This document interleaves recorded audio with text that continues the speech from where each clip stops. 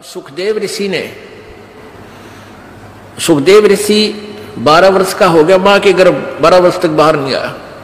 अब ब्रह्मा विष्णु महेश दोनों आए और तीनों आए, ब्रह्मा विष्णु महेश तीनों ने आकर कहा कि व्यास की पत्नी आपके गर्भ में एक बालक है, उसको हम दो बात करना चाहते हैं। वो 12 वर्ष से आपके गर्भ में बाहर नहीं आ रहा। तब उसकी व्यास की पत्नी ने कहा कि मुझे तो ऐसा आभास ही नहीं हो रहा कि मेरे पेट में बालक है। तब व्यास उसने शंकर भगवान ने कहा कि मैं उस दिन आया था, ये उसी दिन के बाद कुछ दिन के उपरांत इसने तेरे पेट में शरीर धारण कर लिया है। तब उन्होंने वार्ता की सुखदेव से। ब्रह्मा विष्णु महेश ने कहा कि सुखदेव बाहर आजा महात्मा भक्त, अब 12 वर्ष तक मां बच्चों को गर्भ में रखेंगी, ये हमारी परंपरा बिगड़ रही है भाई। 9 महीने मुश्किल हो जाते एक मां ने बच्चे को पेट में रखना, और ये कि तूने तो रिवाज बदल दी हमारी। 12 वर्ष तक अगर पेट में सारे रहने लगे तो समस्या पैदा हो जाएगी, तू बाहर आ जा।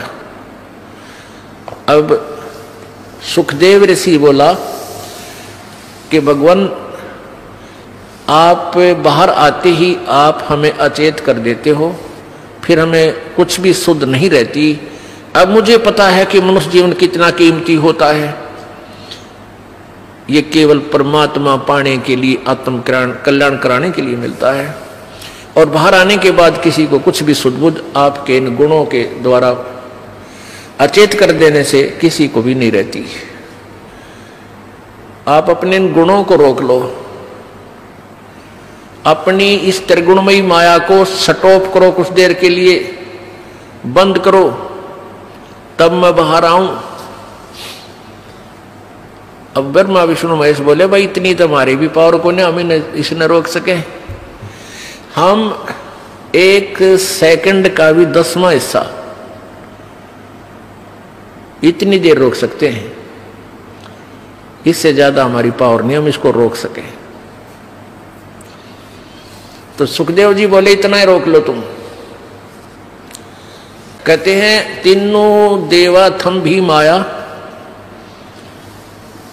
और सुखदेव उधर से बाहर आया। तीनों देवताओं ने या त्रिगुणमयी अपनी माया एक कहते हैं कि तीनों देवा थम भी माया और उधर गर्भ से बाहर आया। सुखदेव सुख में उपजे राई सिंह समोए, 9 नाथ और सिद्ध 84 ही संग उपजे थे दोए। 9 नाथ और 84 सिद्ध। अब क्या बताते हैं कि सुखदेव सुख से उपजे राई सिंह समोए। अब जैसे भैंस के सींग पर या गाय का सींग जैसे ऐसे खड़ा है, सींग के ऊपर और राई रख दे, सरसों जैसा दाना होता राई का। ये पहले ऐसे ही एग्जाम्पल होया करते, इस तरह की ही जो ना कथाएं होती थी, इस तरह की कहानियां होती थी। तो क्या कहा था भगवान, इन तीनों भगवानों ने कहा था कि इतनी देर हम माया रोक सकते हैं, अपनी त्रिगुणमयी माया, जब जैसे भैंस के या गाय के सींग पर राई धर दे, और जितनी देर हुआ राई रुके, यानी बस ये समझ लो इतनी देर। सुखदेव सुख में उपजे राई सिंह समोए, 9 नाथ और सिद्ध 84 संग उपजे थे दोए। अब जब इन तीनों देवताओं ने इतनी देर माया रोकी थी, अपनी त्रिगुणमयी माया, अपने इन गुणों को स्टॉप किया था, इससे ज्यादा रोक नहीं सकते, इनको बहुत प्रेशर है। तो उस समय कहते हैं इन 94 बच्चों का जन्म हुआ था। उस समय 94 बच्चे जन्मे थे। उस मुहूर्त के, उस फ्रिक्शन के, उस सेकंड में उनको भी चेतना रह गई थी मालिक के पाने की। तो उनमें से 9 तो नाथ बन गए, 84 सिद्ध कहलाए, और जो 94वां था सुखदेव,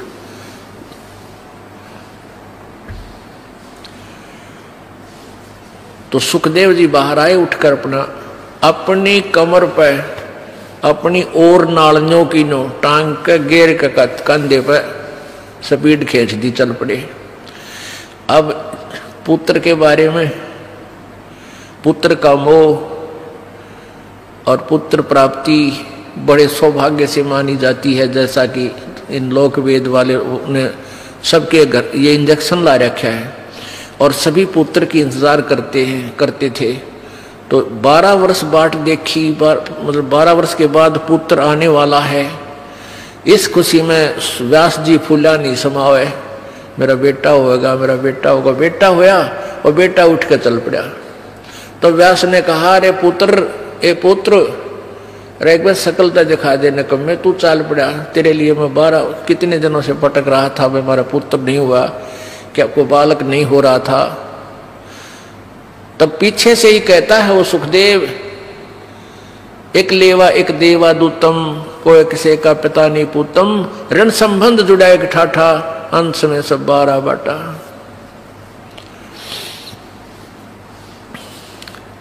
व्यास जी, सुखदेव जी कहने लगे, ऋषि जी, कोई किसी का बेटा ना और कोई किसी का बाप ना जाने कितनी बार तू मेरा बेटा बन लिया, ना जाने कितनी बार मैं तेरा बाप बन लिया, और ना जाने मैं कितनी बार तेरा बेटा बन लिया, तू मेरा बाप बन लिया। ये तो इनका पीछा छुटवाना पड़ेगा और मैं ना देखूं तेरे का, ना मुझे भी तेरे में मोह हो गया तो फिर क्या करूंगा। इसलिए ऐसे ही निकल गया, आकाश में उड़ गया थोड़ी दूर जाके। क्यों? व्यास पीछे पीछे चल रहा था, बेटा आजा बेटा, एक बार। अब उसने आकाश में उड़ गया।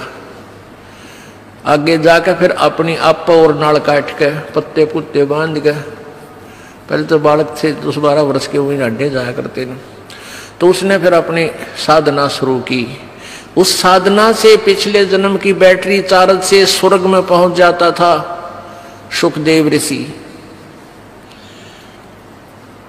यह स्वर्ग किसे कहते हैं? स्वर्ग एक रेस्टोरेंट होता है और वहां पर साहूकार, सेठ व्यक्ति, पैसे वाले, धनी ही जा सकते हैं, ना रेस्टोरेंट में गरीब व्यक्ति क्या नहीं जा सकता। जिस तरह पूंजी को ना, जिसके पास पैसे हैं वो धनी है, वो किसी भी जाति वर्ग का है, यानी यहाँ किसी वर्ग से नहीं, धनी से मतलब है।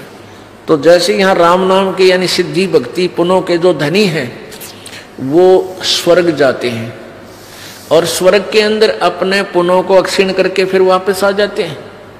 स्वर्ग एक रेस्टोरेंट समझ लो, एक होटल समझो। जैसे गर्मियों के दिनों में यहाँ हरियाणा, राजस्थान, उत्तर प्रदेश, पंजाब, मध्य प्रदेश आदि क्षेत्रों में भयंकर गर्मी पड़ती है मई और जून में। और जिसके पास कुछ पैसे हैं, एक्स्ट्रा सेठ है, धनी है, वो 2 महीने कुल्लू और मनाली हिली स्टेशन यानी पहाड़ी क्षेत्र में चले जाते हैं। वहाँ रेस्टोरेंट यानी होटल में कमरा किराए पर लेते हैं और वहीं खाना खाते हैं और 2 महीने 10-20 हज़ार रुपये जो वो लेके जाते हैं, उन 10-20 हज़ार रुपये को वहाँ खर्च करके और फिर वापस अपने कर्म क्षेत्र में आ जाते हैं जहाँ उनकी दुकान, बिजनेस, व्यापार है। और वहाँ 20 हज़ार रुपये अपने खा खर्चाए, बर्बाद कराए। अब फिर नए सिरे से फिर माया जोड़ो, 20-30 हज़ार रुपये बच जावे तो फिर कुल्लू मनाली अगले वर्ष फिर गर्मियों में चले जाओ और फिर जेब कटवा के फिर वापस आ जाओ।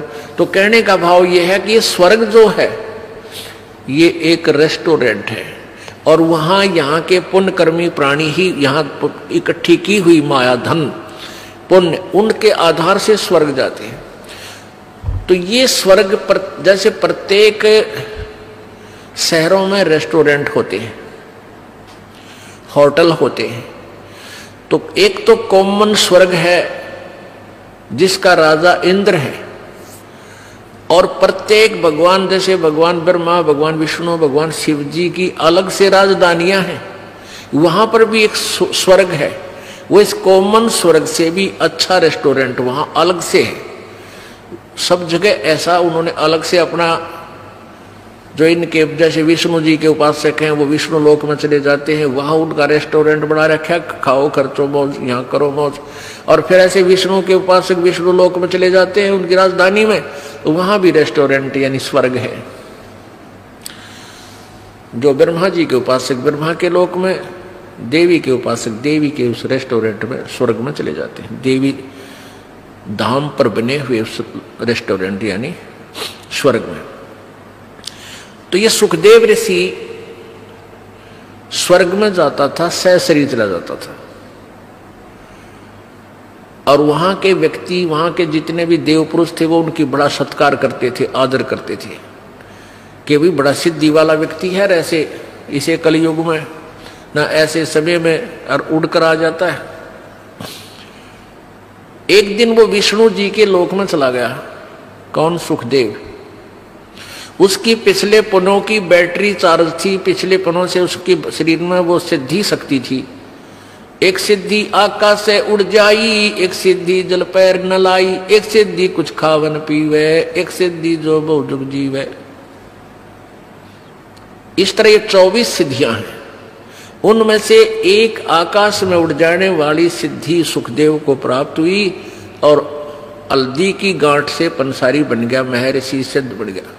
अब वो विष्णु लोक में पहुंच गया, जो कारण अला अला वो वहां पहुंच गया।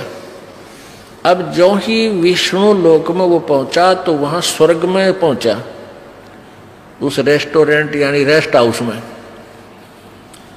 वो वीआईपी रेस्ट हाउस। वहां जाकर उसने पहरेदारों से, नौकरों से, पार्षदों से कहा कि मैं पृथ्वी लोक से आया हूं, सुखदेव ऋषि मेरा नाम है और मैं स्वर्ग में जाना चाहता हूं। अब उनने वहां जो गेट कीपर थे, सेवादार थे, पहरेदार, पौलिया बोलते हैं, यानी जो डोडी में जो बैठे रहते हैं, उनसे जाकर कहा तो वो कहने लगे जी ठीक है, आओ ऋषि जी, आपके गुरुजी कौन है? अब वहां जाकर पता चला इनको, जैसे अगर मान ले को डुप्लीकेट गुरुजी भी होगा किसी का, उसको वापस भेज दिया जाएगा, और गुरु नहीं है तो भी। तो उसने वहां पूछा कि तुम्हारा आप जी का गुरुजी कौन है, फिर वो रजिस्टर में मिलाओगे वो मान्यता प्राप्त है कि नहीं है। सुखदेव ऋषि कहने लगा मेरा कोई गुरु नहीं है। पार्षद बोले ऋषि जी फिर आपको अंदर जाना अलाउड नहीं है। अब सुखदेव ऋषि कहने लगा क्यों भाई, ऐसी कौन सी बात है, गुरुजी बनाना क्या आवश्यक है, जब मैं बगैर गुरु बनाए ही यहां आ गया हूं, गुरु बनाए हुए भी यहां आते हैं। तो वो बोले जी हमने तो इस बात का पता नहीं क्यों आवश्यक है क्यों नहीं, पर आदेश भगवान विष्णु जी का है कि जिसका गुरु नहीं है वो स्वर्ग में प्रवेश नहीं कर सकता, इस रेस्ट हाउस में नहीं जा सकता। सुखदेव बोला भाई मैं भी ये बैठ गया यहां पर और कह दो भगवान ने मैं स्वर्ग में जाऊंगा, नहीं मेरी बात कराओ, तुम अपने घर से बना रखी तुमने ये बातें, या मेरी बात कराओ भगवान से। वो पर जो पहले वो नौकर थे, सेवक थे, दास थे, वो गए भगवान के पास के प्रभु एक सुखदेव नाम के ऋषि आए हैं पृथ्वी लोक से, उनका कोई गुरु नहीं है और वो अंदर जाने की जिद कर रहे हैं, हठ कर रहे हैं। हमने आपका आदेश भी सुना दिया पर वो मान नहीं रहे हैं, वहीं बैठे हैं। तो विष्णु जी ने कहा यहां लाओ बुला के। अब जो बुलाकर ले गए ऋषि जी को, अब देखो पुण्यात्मा, सुखदेव ने सोचा तो नहीं था कि भगवान मैंने शाबाशी देंगे, कि वाह बेटा वाह कमाल कर दिया ऋषि जी, तने तो बड़ी कमाई करी, बड़ा उत्तम बच्चा है तू, तो बड़ा खुश होंगे और सीने से लगाएंगे, बहुत अच्छी आत्मा है, सतगुण युक्त भगवान है। अब जब वो सामने खड़ा हुआ सुखदेव ऋषि, तो भगवान विष्णु ने कहा भी यहाँ किस लिए आया ऋषि जी, कारण बता यहाँ आने का। जब चेहरे पर वह रौनक ना देखी भगवान का, वादा फ्यूज तो उड़े हो लिया, बात तो बिगड़ गई। कहने लगा भगवान मैं रेस्ट इस स्वर्ग में एंटर करना चाहूं था, आपके पार्षद ना करने देते। भगवान ने पूछा अपने नौकरों से भाई क्यों नहीं जाने देते ऋषि जी को, क्या कारण है। पार्षदों ने बताया, उन सेवादारों ने बताया कि भगवान इन गुरु को नहीं बना रखा, ये विदाउट गुरु है, निगुरे हैं ये। तब भगवान विष्णु बोला अरे सुखदेव तेरी मति मारी गई, तने कोई गुरु नहीं बना रखा। अगर नहीं भगवान, कि जाओ और गुरु धारण करो और फिर यहाँ आओ बेटा, क्यों नहीं रष्ट तुझे स्वर्ग में रखेंगे। बगैर गुरु के यहाँ आ नहीं सकता, ये नियम है भगवान, अध्यात्म नियम है।